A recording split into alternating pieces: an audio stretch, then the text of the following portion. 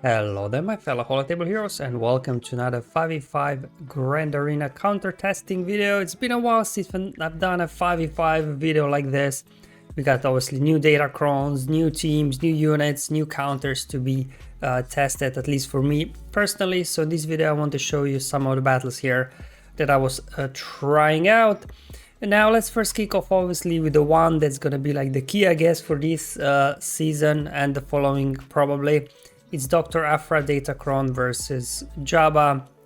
Now in 3v3, Aphra is like maybe 50-50, but in 5v5 you can bring in B2, which this makes I think a lot more reliable than in 3v3. Because as soon as somebody is hit, B2 can gain a bonus turn meter. And then obviously, because of the Datacron on Aphra, anytime Droid takes a turn, she gains a bonus turn as well. So that's why I think in 5v5 this is going to be a lot more reliable. So I don't expect to see a lot of Jabbas on defense in this and as well next 5v5 season. But anyway, we start off with a 100% turn meter. We go ahead, wreck cooldowns on everybody. We get another turn, then we call our commander droid. Then they get a few hits in, and this is, as you can see, where B2 here kicks in, getting turn meter, and now Aphra gets another turn, and because of the level 6 that the first time you use basic you get another turn, we wreck their cooldowns yet again. We get assists going, just going after Leia first. It's also worth mentioning that here actually my opponent did not set Leia Datacron on here, so they don't have the damage immunity, but I've been testing it in Squad Arena. I don't think that damage immunity really helps all that much. Doesn't make a whole lot of difference, so I think this is going to be a very reliable counter, but I think that most people won't really be putting Jabba down on defense just because it's easy food for Aphra, and obviously up here in Kyber 1 everybody will have this Aphra Datacron pretty much. Okay, so that's full 65 banners versus Jabba. Now because Jabba is a liability on defense, you can actually now bring him on offense. And it's a pretty good counter actually against Leia. Now depends obviously also Leia Datacron and as well what comp may be less or more reliable. But the thing is we just keep going after Leia, keep waiting for the ultimate to pop, and you know, you just take out Drogon out first, maybe R2 next, and then you should be good to go. The only thing worth mentioning here, for at least for my testing, I tried it out in all 3 rounds, and it was never completely smooth. Like in one round they took out Bausch Leia, but I was still able to win. Then they also, in this one I think that I'm showing you, they will take out as well Lando, and I was still able to win. And then I think in the last round I actually timed out because they had Mon Mothma on there, and just when I was about to finish off Leia, Mon Mothma fully healed up Leia back up, and then I just ran out of time to get through a full health Leia again. Maybe, you know, the thing is that all of my supporting guys here are kind of relic 5, so they're just the unlock requirements. So maybe for those of you that have like relic 7 or even 8, maybe you will have a better experience than I have. But you can see full health and protection Lando deleted there by Drogon, man. He just bypassed the damage immunity there. So yeah, you know, but still I think for me personally at least, it's kind of the cheapest counter at the moment for Leia, and kind of, you know, decently I guess reliable. I'll have to wait and see how next season goes. It's also maybe true that I misplayed some things, maybe I'm doing something wrong, because normally I just place Jabba on defense, so I'm not really yet fully understanding his kit, all these different buffs and bonuses you get depending on this, you know, what hard muscle buff and things like that. So still kind of figuring out how exactly Jabba works on offense. But as you can see, we took out Drogon, and I just decided, because I had Leia so low, I just decided to finish off Leia first and then finish off the other guys. Probably this point could have just hit autoplay, but especially after this season, when Rebels, they lose their Datacron, you know, that 75% damage reduction, I think Jabba will work even better in that case versus Leia. Now another one that was a bit of a interesting one for me. I tried this for the first time and just could not believe it. So back when where we had Captain Rex Datacron, I did not have Captain Rex relic up yet. I was still farming him. Now I do, and from what I've seen and heard, this still works even without Datacron. As you can see, I even have a couple of relic ones in there. You wanna bring in a pre-taunt that eats the torture, so they don't put torture on one of your Phoenix guys. And then you just get to town, you know, you keep using specials. Because of Rex, you are constantly getting assists. I like their Sabine with her with the stagger, because then we can remove some turn meter as well. Because, you know, these guys will be gaining bonus turn meters. You can see Reva there, she's almost ready to take a turn. Let's go ahead and put the backup plan over on Rex in case he gets defeated. We'll just keep going. Sure, give me some assists. There we go, there goes Reva number 1. We got another AoE now from Sabine, more staggers on the board so we can keep pushing back turn meter. Alright, there we go. So we have things under control so far, but you know, I think Reva still, we need to take her out one more time. More staggers out there, another AoE. There we go, we're down to the last Reva here and we should be good to go. Keep hitting those AoEs. I was really, I did not expect this to happen. We even got Zorii back to full health and protection, and I would just take care of their last guys. So yeah, same like Jabba, seems like Reva is just gonna be liability on defense, because Phoenix, even, you know, with low relics can get through. However, if you are to put Reva on defense, I guess putting her with Lord Vader is gonna be the best use of her in defense, at least for me personally. It's the first time I faced this one in Grand Arena. Normally I just kind of been using Jedi Master Luke versus Lord Vader, especially when my Luke is faster than the Lord Vader. You can start off with an AoE, get ability blocks out there.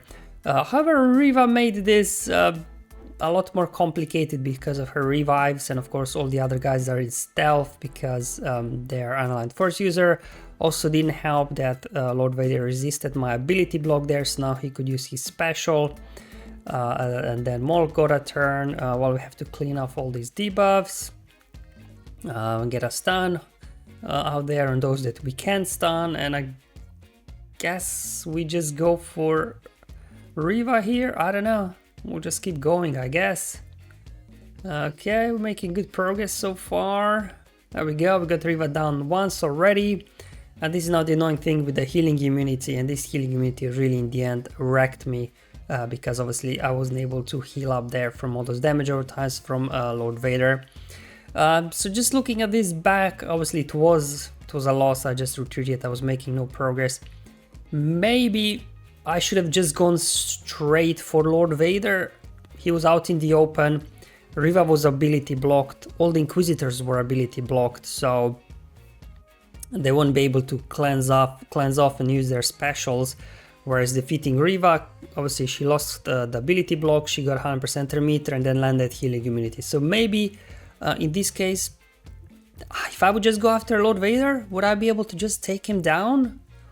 I don't know. We could just mark him with the Reva and ignore the taunt there from Reva and just keep hammering Lord Vader. I don't know, would we have enough power to burn for him? But definitely, as you can see, this healing immunity here is wrecking my guys. I lost Revan. I didn't even take out Maul. There we go. Seven Sister coming in with a heal. So I don't know.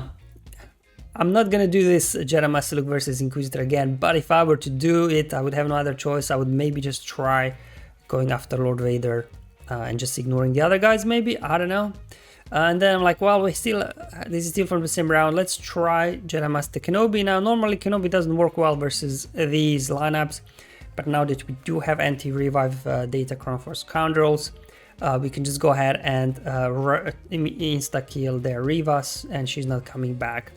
So that's what we'll do. But as always, with these Kenobi versus Lord Vader Maul battles, you don't want to reset cooldowns on your Ahsoka just yet, because then Maul can go ahead and you know, increase her cooldown. So you just want to start off with the other special there from Kenobi, then you go ahead swap their meter back over Kenobi. Now Kenobi can go ahead and reset cooldowns on Ahsoka, and then we just need Ahsoka to get in here and just insta-kill Reva, and she won't be coming back. Just go to basic. I'm gonna save the dispel for later. There we go. Enter revive Datacron, preventing Reva to come back. And now we just start making our ways onto Maul. There we go.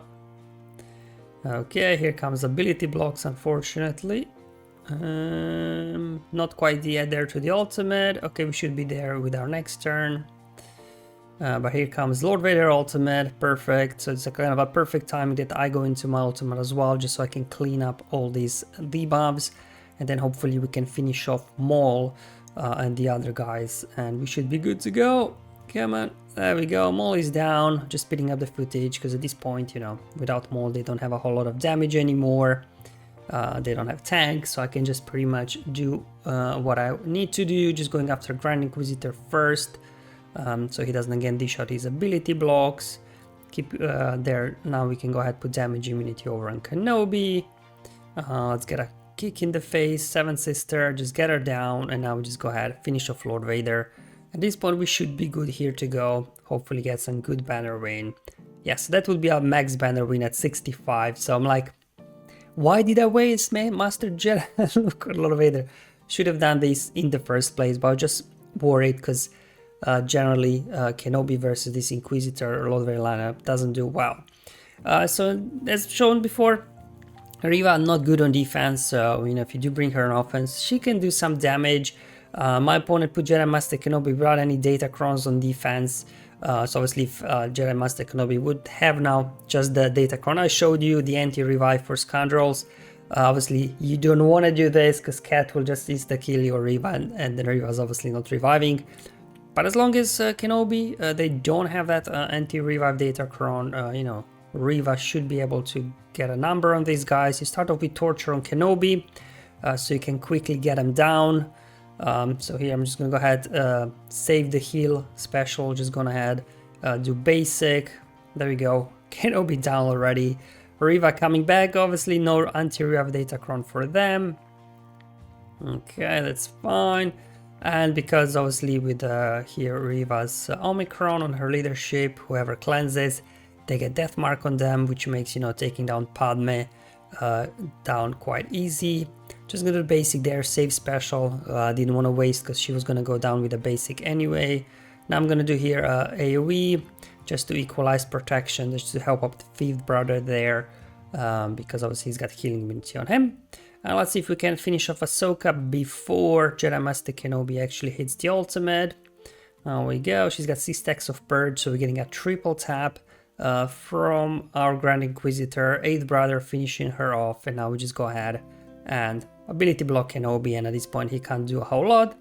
I'm just hoping I can actually get another heal there from 7th Sister. There we go, perfect. Let's go ahead, heal up Reva. Now let's see if we can top everybody up to finish off here with full 65 banner win. Yeah, there we go. So definitely Reva better on offense in my opinion.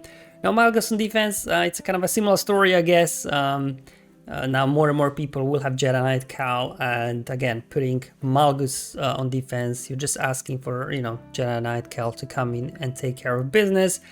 It's the first time I'm doing this in 5v5. Again, I didn't have unlocked Jedi Cal the first time around, so without his Datacron, does it work or not? For me personally, I decided to give this a go.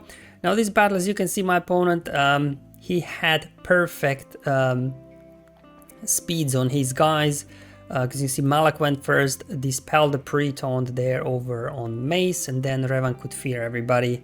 Well, except Luke and Cal, they can't be feared. So this is probably what you're looking at, is maybe worst case scenario really, and you know, it was pretty easy. They just kept going after her poor Hermit Yoda, so he didn't get to do a whole lot, but I guess at least he kept the enemies busy. But it's a similar situation like in 3-3, you're just kind of building up to your insta-kill there with your Jedi Cal. You drop that on Malgus. So the only thing here you have to manage well is obviously how you're dispelling the taunts, because for example, if Malgus is not taunting but Malak or Sith and Paratrooper are taunting when you get to your insta-kill, then you can be a little bit more annoying. Although can Cal ignore taunts? Maybe he can, I don't know, again, I'm still learning how Cal works. If Cal can ignore taunts, then it doesn't matter if who's taunting anyways. There we go, perfect, we got damage immunity there, I don't know how, again. Cal still learning how to using what he does, but every now and then somebody gets damage immunity, which is nice, because then Mace there was able to eat up the drain from Malak. There we go, insta-killed Malgus, and now we just have to get through all of these guys. Now, don't be worried if, you know, you're not making a whole lot of progress. Eventually, like health protection reduction both from Mace and Jedi Knight Luke will eventually obviously allow you to take these guys down, especially Malak. They're quite durable in the end, but at some point you're just gonna do a big hit on him with Cal most likely, and he will go down. There we go. So 62 banners, lost from Yoda. He didn't do a whole lot, so, but you know, at least he ate it up. And again, what to do with Malgus if you can't put him on defense anymore? Start with an easy one, I guess, going up against the Zorii squad. I used this in 3v3 and it worked okay. I'm like, surely it works in 5v5 as well. Just their insta-nuked Finn out of the gate, same as I did in the 3v3 season. And I would just have to finish these guys. There we go. I know an overkill, but you know, that's what was waiting for me in the back zone. Maybe better use of Malgus is taking down Seer and Malicos. Probably versus the Datacron that has level 9 for Ahsoka. Could be a little bit trickier because then she can ignore taunts and she can, you know, nuke out your guys as well around Malgus and Malak. So those ones could be a little bit more dicey.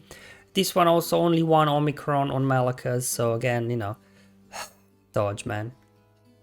It happens quite often actually, this big hit gets dodged from Malgus. I'm not sure, maybe his accuracy is not that great. But anyway, these guys, they do have level 9 for Visas on Datacron, so I have to go after her, because otherwise every time I would defeat somebody, like she gets a bonus turn and she can revive them, right? So I decided to go after Visas first, and we'll take care of Malicos later. So yeah, Malicos is not assisting, so it looks like they have that one Omicron for the damage immunity. I personally also have only one Omicron, but I think if you do only one Omicron, I think the assist one is higher priority than the damage immunity one. But that's what at least I think. Anyway, we're going after Malicos next. Pretty safe warfare. Again, this is quite a weak Seer team with Malicos. So probably if they would have more Omicrons, this could get a little dicey. But again, I think, you know, it would still work pretty well, at least looking at the data. Malgus does have a purpose on offense, because a lot of people will be putting down this Seer Malicos squad. Otherwise, another round where they had 2 Omicrons on Malicos, and as well they did have the Ahsoka level 9 Datacron. I decided not to risk it with Malgus and just do the usual setup here with Sith Eternal Watt. And for some extra safety, I did decide to bring in Watt. Maybe Watt was not needed, or maybe Sith Empire Trooper was not needed. I don't know. Just decided to do this anyway, just to play it on the safe side. They also have a pre-taunt in this one, like they didn't have it in the other one with Malgus versus Seer and Malicos. So no, not all Malicos teams are equal. I'm just showing you what I faced and what I used. So this one, obviously looking at it, not much to say here. Just kind of link Kylo, link Malicos, wait to get to the ultimate and just take them out. But obviously, more interesting thought is around here. We're getting Darth Bane in a couple of months' time. So he's supposed to replace Watt, just do 2v5. So if you would do a 2v5 here with Bane and Sith Eternal Emperor, would Bane be able still to be alive at this point? Maybe, I mean, because when you have only 2 of them, he does get a lot of boosted survivability, so potentially he still could be alive, to be honest. At this point we just hit autoplay. So definitely I think Bane will be an interesting addition to the Sith lineup here, especially for Sith Eternal Emperor on offense. And it was also my first sighting of a Dark Trooper Moff Gideon. So we actually had a bit of a discussion on Discord server, does Bad Batch work or not? Some said yeah, Bad Batch works, but then some people are saying they lost badly as well. So I also saw some footage as well on YouTube, had a look at the loss that did happen. So I think the key thing here is like, yeah, you go first, you land the daze, then Scout Trooper will go second, cleanse everything off. And this I think is the key point in battle. Like if they would have fast their Death Trooper that would go before my attack, I would still have stagger on my guys. Then Death Trooper goes, does his AoE, trigger stagger, removes thermometer from your guys, and then the enemy can get rolling. And then also how many stuns will your Wrecker land. So I think it's gonna come down to speed check and thermometer calculations. Can your tech outrun the enemy Death Trooper or whichever trooper they have that's got an AoE, so that it doesn't proc stagger on your guys when that stagger does land. So maybe we need to put some more speed on our tech just so to make sure he can go after the enemy Scout Trooper, just to cleanse off the debuffs, and then, it was pretty straightforward. And also Bad Batch, Wookiee team. I mean, Wookiees on defense, when they lost their Datacrons, they're not really that scary, to be honest. So Bad Batch should be able to burn through these guys. Just kind of ignoring everybody, going for Tarrful first, and then we're just gonna go ahead and get through the rest, in a matter of minute, I guess. There we go. Zalbar still hanging in there. Get him down. Get the 3PO Chewie down as well. And there we go. So I guess Wookiees, unless you include OG Chewbacca, should make quick and easy work. Same thing as in 3-3, like Iden is kind of making a comeback on defense with the addition of Scout Trooper, because obviously it makes Wampa solos a little bit more dicey. I wouldn't try it. It can work, I guess.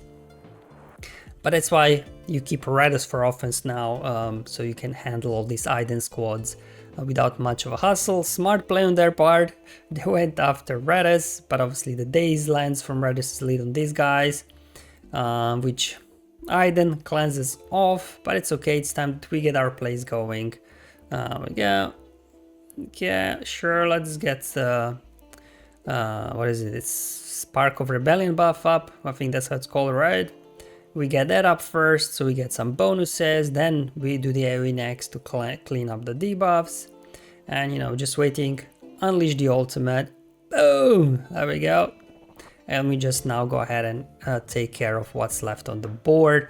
Also, whenever we defeat an Emperor enemy with Spark of Rebellion, they will not be revived. So you can get around revives that way as well.